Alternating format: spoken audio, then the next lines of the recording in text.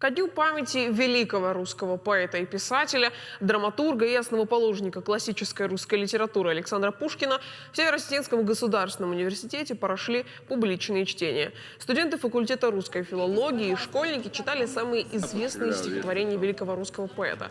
Я помню «Чудное мгновение», «К Чаадаеву» и другие.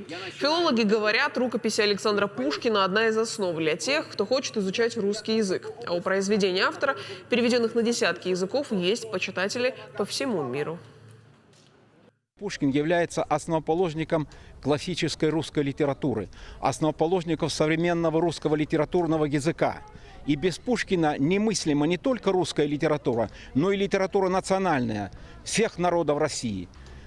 Значит, Пушкин, как известно, оказал огромное влияние на становление и развитие классика осетинской литературы Касталя Ивановича Хитагурова и многих других поэтов. Не случайно он говорил: «Слух обо мне пройдет по всей Руси великой и назовет меня всех сущий в ней язык».